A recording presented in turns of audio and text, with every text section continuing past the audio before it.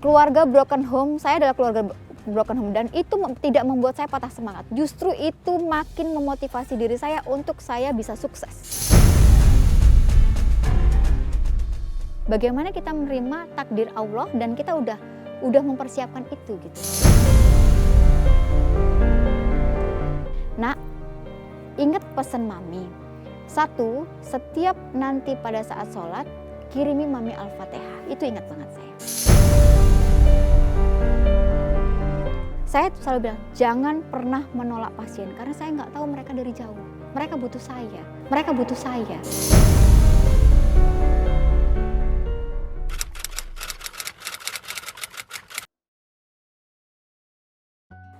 Saya memang adalah suatu anak yang terlahir dari non-dokter, Mas. Keluarga non-dokter, ayah saya tidak lulus SD dan ibu saya tidak lulus SMP. Tapi saya bangga di titik ini. Kenapa saya bangga? Bagaimana mereka mendidik saya secara disiplin, secara tanggung jawab, dan kemandirian mereka yang mereka tanamkan membuat saya lebih bisa jadi anak yang kuat. Karena saya adalah anak pertama. Saya dari SD itu dididik untuk selalu juara 3 besar, kalau nggak 21, SMP begitu. Dulu saya merasa tertekan, ya. Tapi setelah saya dewasa, saya paham bahwa itu adalah untuk kebaikan saya, memudahkan saya untuk ke jenjang selanjutnya. Kemudian saya mendapatkan jalur di mana saya berhasil untuk ujian, yaitu uji SMA akselerasi yang 2 tahun.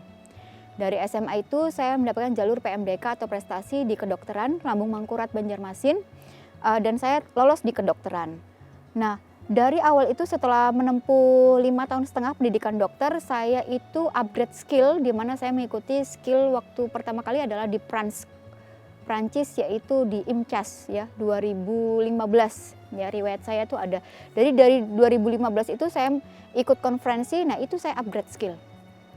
Dari saya praktek di rumah, dari 1 bed, 2 bed, kemudian saya dapat rezeki untuk mulai mencicil ruko.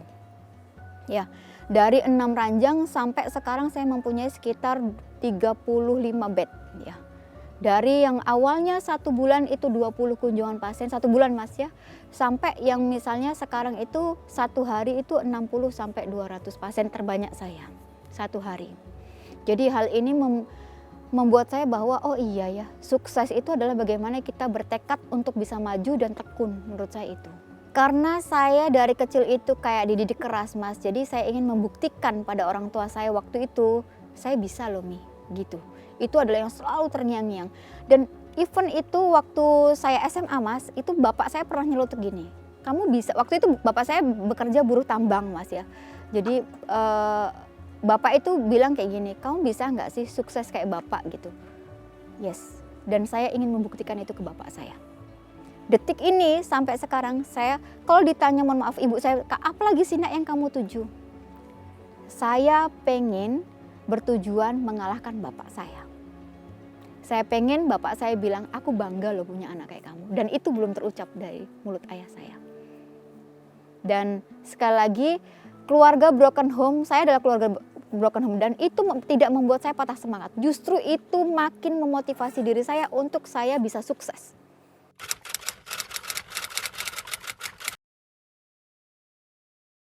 Awalnya tak kirain prank kok Mas. Oh iya? Yes, aku nggak percaya gitu, dan mereka bilang kami itu dari rekam jejak digital Mas. Jadi rekam jejak digital, dan saya juga kalau ditanya before, mungkin mereka melihat dari member IMCAS ya, International of Medicine Surgery and Aesthetic International. Saya sudah jadi member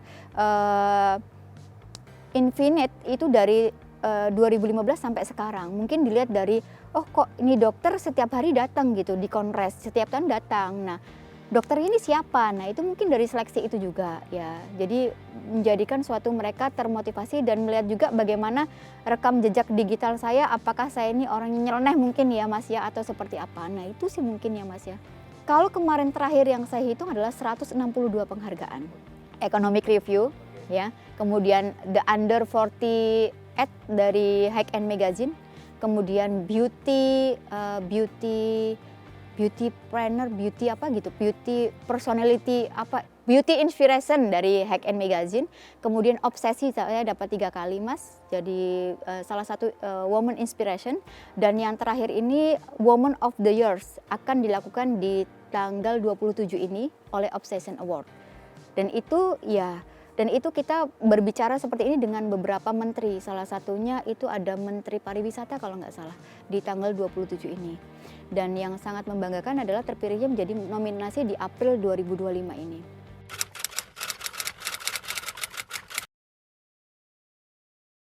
Economic review itu dia merupakan suatu penilaian, jadi habis diwawancari dia dapat skor. Ini orang berhak nggak sih dapat award ini atau enggak. Nah, jadi wawancara saya itu waktu itu adalah pendiri dari Economic Review sendiri, kemudian beberapa rektor universitas besar, dan itu mereka menanyakannya itu secara global Mas, secara intelektual pengetahuan kita bagaimana saya sebagai seorang dokter estetik itu bisa berdampak besar pada ekonomi global. Ditanyai lagi bagaimana pengetahuan kamu tentang stem cell. Nah, itu ditanyain. Setelah saya itu dikasihlah saya itu pertanyaan oleh salah satu guru besar stem cell Indonesia. Nah, jadi tidak ada persiapan, hanya mengandalkan bagaimana pengetahuan saya selama ini di bidang estetik dan stem cell, dan alhamdulillah saya diberikan kesempatan untuk menerima salah satu award di Economic Review itu sih. Kalau yang biasanya kan kita award mungkin dilihat dari jejak digital ya Mas ya. Kemudian berapa banyak awardnya, nggak terlalu banyak pertanyaan ya Mas ya. Paling pertanyaan bagaimana sih kesehariannya segala macam gitu aja. Tapi kalau ekonomik itu kayak benar-benar ujian tesis Mas menurut saya. Dan sempat saya bikin agak mungkin nggak masuk ini gitu. Karena nggak ada persiapan di situ. Buat kalian anak-anak Indonesia, jadi pesan saya adalah sukses, bagaimana kita berkarir, bagaimana etika kita sebagai pengusaha itu, kesuksesan kita itu tidak melulu berasal dari kita anak orang berada, tapi bagaimana kalian bisa tekun, belajar ya, terus belajar meraih cita-cita kalian, dan ingat apa yang kalian sukai itu akan menjadi suatu jalan ke tingkat kesuksesan yang lebih baik.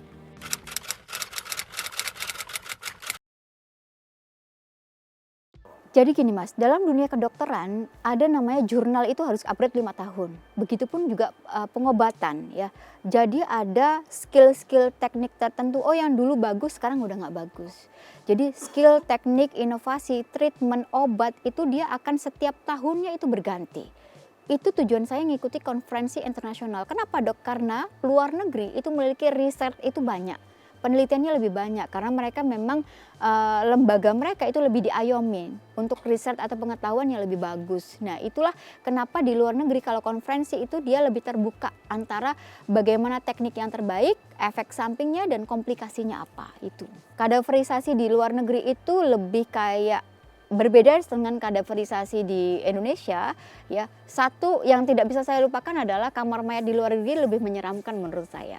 Jadi kadaver atau mayat di luar negeri itu mirip zombie yang di luar negeri karena mereka kan putih ya Mas ya.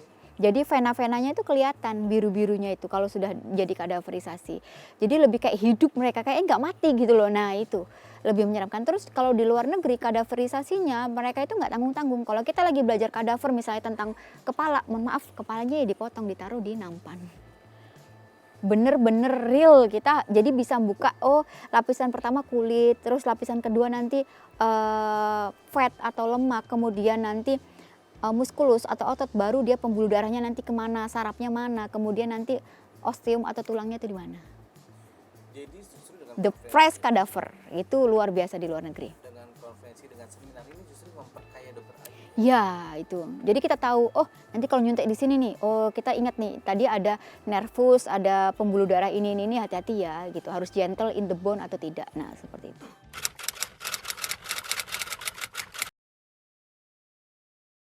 Jadi lebih kayak excited ya Mas ya, saya lebih oh ini baru nih, oh ini campur ini jadinya ini gitu kan ya. Saya itu langsung sampai Indonesia. Hari pertama saya cari probandus. Probandus itu artinya yang bisa saya jadikan bahan praktek, yaitu mbak saya biasanya.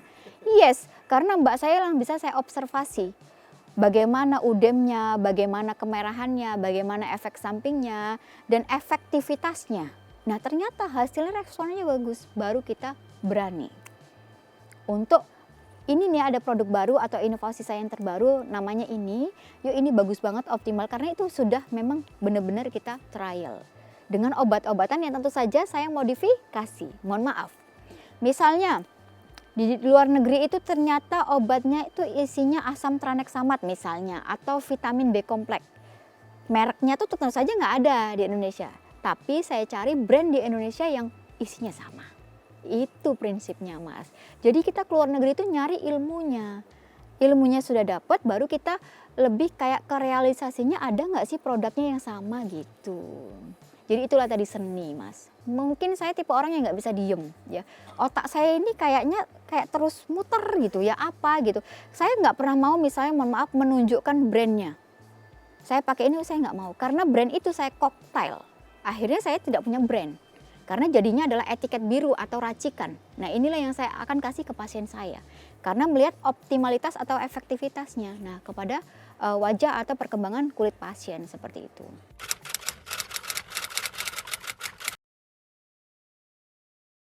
Aku tuh selalu punya prinsip bahwa rezeki itu yang ngatur Allah. Nah itu tadi Mas saya itu. Saya lebih suka lebih kayak saya ingin gimana sih caranya pasien ini sembuh. Gimana caranya skill saya terupgrade. Jadi memang beda Mas. Jadi kalau nggak ada dokter Widya aku nggak mau. Nah aku pengen kayak gitu Mas. Dokter Widya ini beda gitu. Nah jadi dari situ kalau kita untuk pengusaha tuh semua orang Mas bisa jadi pengusaha. Tapi tidak semua orang bisa jadi dokter. Artinya tidak semua orang yang bisa mempunyai basic skill dokter benar-benar yang dia menjiwai. Kalau misalnya seseorang mempunyai skill yang dia suka, itu hasilnya tuh kayak bagus gitu. Dan dia terus akan mengembangkan potensi dirinya. Dan mengesampingkan maksudnya nilai rezeki ya. Prinsip seseorang kan beda-beda ya. Jadi saya lebih ke situ bagaimana saya bisa melayani masyarakat, mengembangkan sesuatu yang menurut saya bermanfaat untuk mereka.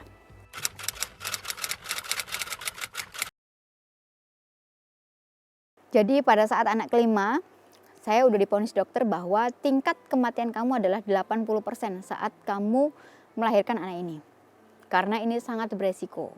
Jadi lebih baik kita terminasi atau gugurkan. Tapi waktu itu saya menjawab, oke dok, tolong dengarkan detak jantung anak saya. Detak jantung anak kamu baik, anak kamu sehat. Tapi jika ini diteruskan akan berpotensi kamu meninggal di meja operasi dan saya tidak bisa menolong you. Ini kamu adalah pasien ke-6 saya, di mana 5 pasien saya meninggal dengan kasus ini, yaitu plasenta akreta. Ya, nah, tetapi waktu saya mendengarkan detak jantung anak saya, itu yang terpikir saya nggak langsung terminasi, nggak Mas. Saya percaya bahwa setiap manusia itu mempunyai kodo dan kodarnya masing-masing. Dan saya percaya jika wallahu alam, jika anak ini memang ditakdirkan Allah untuk hidup, hiduplah anak ini. Ya, di luar ibaratnya saya tidak mohon apapun. Bahkan mohon maaf Mas, saat divonis itu dengan waktu 9 bulan apa yang saya lakukan? Saya menyiapkan kain kafan saya. Saya menyiapkan kain kafan dan saya selalu bilang ke anak saya nomor 1, 2, dan 3, nak, ingat pesan mami. 1, setiap nanti pada saat sholat kirimi mami Al-Fatihah. Itu ingat banget saya. Yang kedua itu tolong selalu ingatkan ayah untuk bersedekah.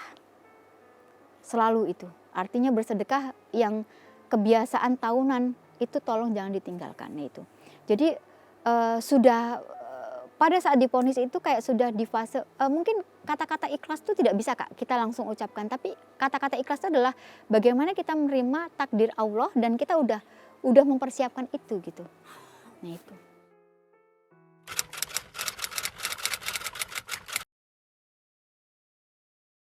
Karena itu yang harus saya siapkan sekarang.